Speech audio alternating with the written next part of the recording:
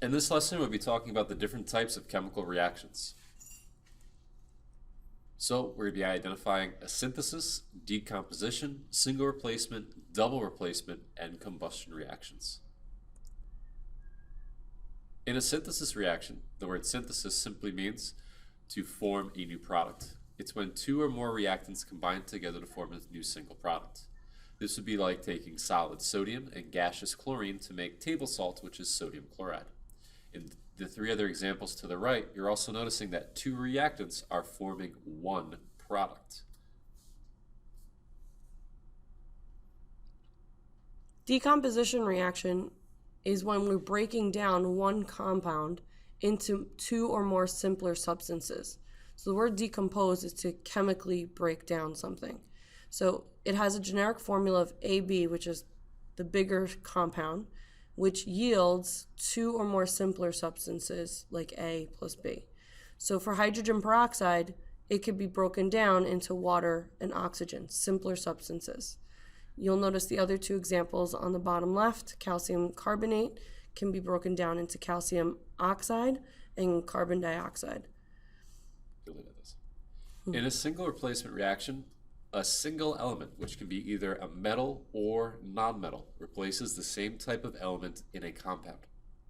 So the basic formula is A plus compound, BC, gives you the new compound, AC and B. Now you're going to need to use table J in your reference table to verify if this reaction will occur. So next to table J in your reference tables, please write down the single element by itself must be above, which means more reactive on that list. It must be more reactive than the metal or non-metal in the compound for the reaction to occur. Now, you would compare metal to metal, or you would compare non-metal to non-metal.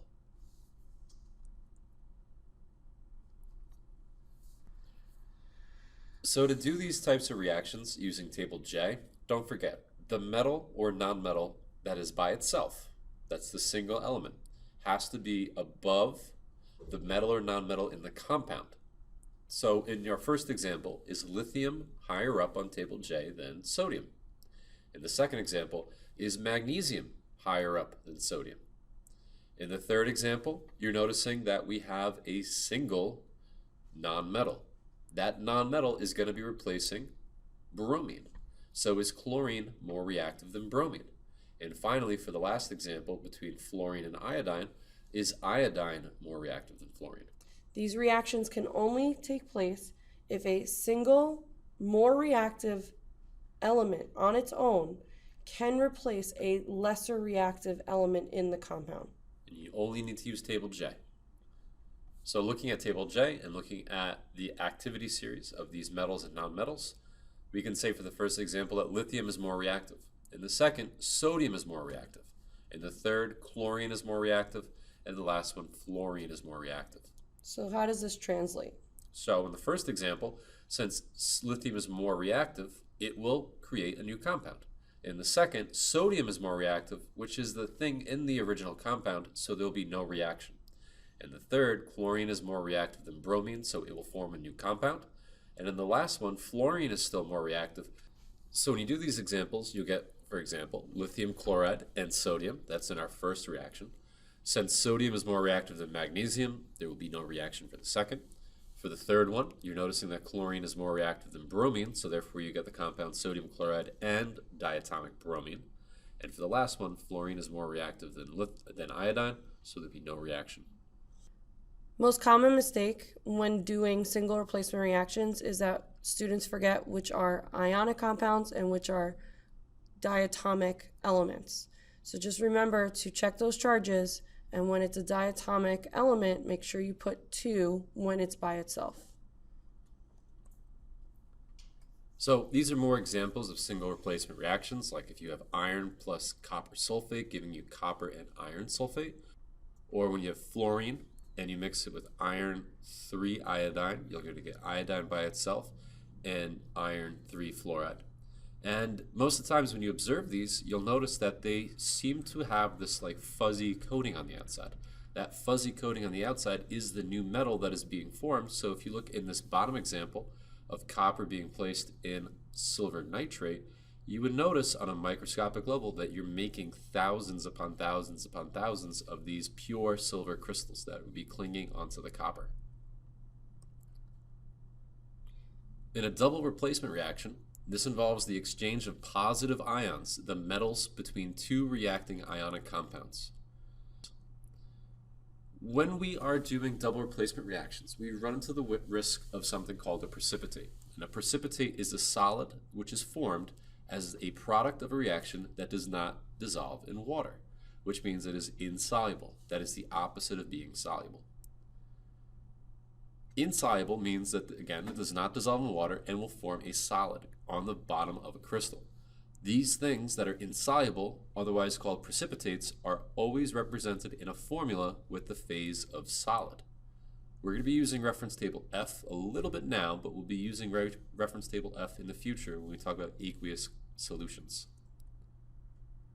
So, some examples of double replacement reactions can be involving, for example, sodium chloride and potassium bromide, and how it would replace each other to make sodium bromide and potassium chloride.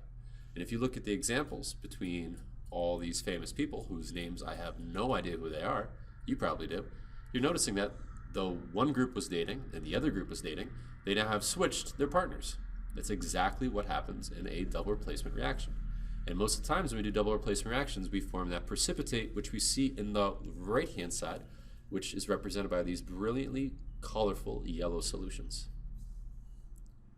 Combustion reaction is when an organic hydrocarbon or a carbon-hydrogen compound reacts with oxygen and creates CO2 and H2O.